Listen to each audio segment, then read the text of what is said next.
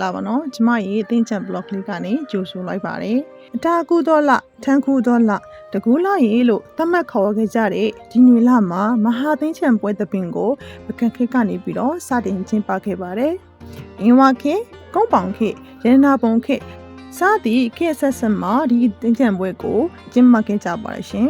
12လရာသီပွဲတော်တွေထဲမှာဆိုရင်ကြံရည်တပင်ပွဲကအပျော်ရွှင်ရဆုံးလို့သတ်မှတ်ခဲ့ကြပါတယ်။ဟိုးရခင်ကဆိုရင်မန္တလေးသင်္ကြန်တွေကတော့လူတိုင်းတန်းတာပါဝင်ကျင်းခဲ့တဲ့သင်္ကြန်ပွဲအခါသမယဖြစ်ခဲ့ပါတယ်။မြို့မအဖွဲ့ရဲ့အကလှများနဲ့အနုပညာများဟာလည်းအမြဲတမ်းတန်းတာစရာတစ်ခုအဖြစ်ယနေ့ထက်တိုင်ကြံရည်နေတဲ့ကြံအမွေများပင်ဖြစ်ပါတယ်ရှင်။ဒီမန္တလေးသင်္ကြန်ကိုအမြဲတမ်းတန်းတာလွှမ်းဆွနေတဲ့အထက်မှာကျမတို့လူငယ်တွေပြင်လူကြီးတွေလည်းပါနေမှာပါနောက်ထပ်မွေးလာမဲ့လူငယ်တွေကလည်းဒီလိုသင်္ကြန်မျိုးကိုတန်းတာနေစေဖြစ်မှာပါရှင်မဟာသင်္ကြန်ခါသမယလို့ကျမတို့ပြောလိုက်ပြီးဆိုတာနဲ့တကြံရိပ်အဖွဲ့ရဲ့အကအလှများကလည်းမပါမဖြစ်ပါရှင်မြို့မအဖွဲ့ရဲ့မြို့တွေကိုစီတန်းလှည့်လက်ကပြတဲ့အကလှများပါအပါဝင်မှာဒီလိုမျိုးပျော်ရွှင်ရတဲ့တကြံပွဲတော်အခါသမယကလည်းလူတိုင်းရဲ့သိချေကြိုက်တကြံအခါသမယပြည့်ရက်ကာလများပင်ဖြစ်ပါတယ်ကျမတို့တကြံပွဲတော်ကိုကျင်းပတဲ့အခါမှာတောရွာမြို့ပါမကျင်းကျင်းပပုံချင်းကတော့မတူညီကြပါဘူးသို့ပေမဲ့အဓိကရွယ်ချက်က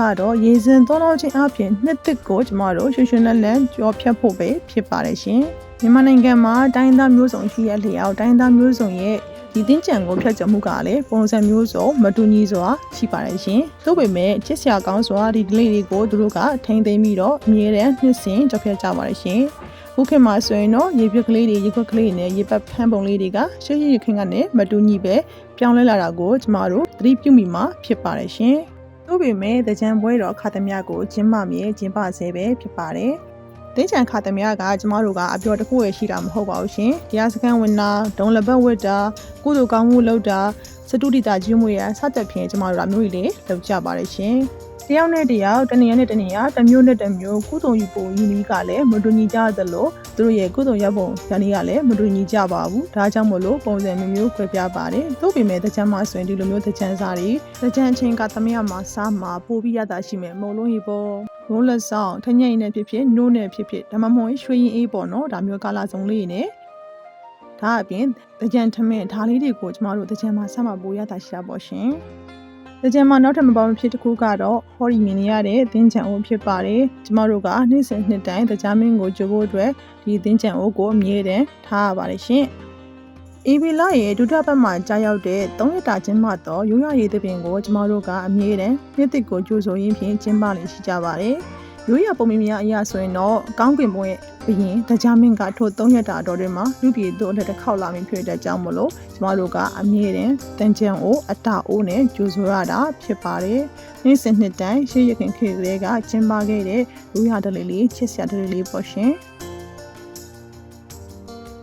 ဒီနေရာမှာဂျားဖြတ်အနေနဲ့ကျမကပိုးတော်အမင်းရဲ့တကူလာဝက်ကပြားလေးကိုရွတ်ဆိုပြချင်ပါတယ်ရှင်။ဘာကြောင့်လဲဆိုတော့ကျမတို့တကူလာနေပြီဆိုရင်ပထောက်ပန်တမပန်စကဝပန်ကန်းကောပန်စသဖြင့်ပန်းတွေကအလှိုင်လှိုင်ပွင့်ကြပြီးမို့လို့ပေါ့နော်။ပန်းကလေးတွေကိုပြိုင်းနဲ့ပိုးတော်အမင်းရဲ့ကြပြားလေးကိုရွတ်ဖတ်ပြစီလားရှင်။ရွတ်ဟောင်းညာခါလစ်လို့တာတက်ကေတဲ့နန်ကြိုင်ထုတ်ပူးလေးစောကပန်းကကောဝင်းမုံချင်းသင်းပြင်းလို့လှိုင်းကျင်းပြင်းစိတ်တငယ်နဲ့ဝေလာတော်တာတို့ယူကန်ချာတောင်တော်စွန်းမှာထွန်းထိန်လို့လင်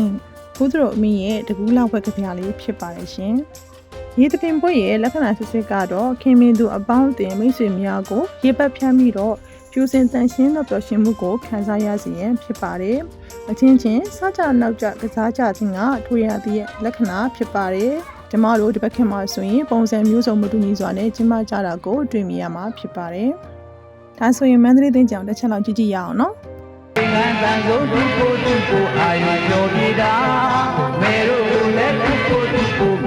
ဒီခက်သူတို့ခေတ်ခါကအနုပညာနဲ့ယဉ်ကျေးမှုကဒီဘက်ခေတ်မှာပြန်မရနိုင်တော့တဲ့တန်ဖိုးထားစရာအနုပညာတွေဖြစ်သွားပါပြီရှင်။အမှတ်တရကြန့်ရှိနေတဲ့အရာတွေပေါ့နော်။သူတို့ခေတ်ခါကရွတ်ဆိုတဲ့တံမြန်လေးကိုနားထောင်ကြည့်အောင်နော်။မြို့ကမြို့သားရေသမီးဖွဲ့ကြီးရပါတယ်။ပေဝါဘူးမျိုးသမီးရေသမီးဖွဲ့ကြီးရပါတယ်။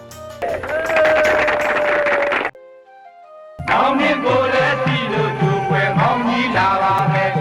မယ်ဒီနှစ်ကိုလည်းစီလို့သူွယ်နောက်နှစ်လာပါမယ်ဒါရစီွယ်တရားတွေကို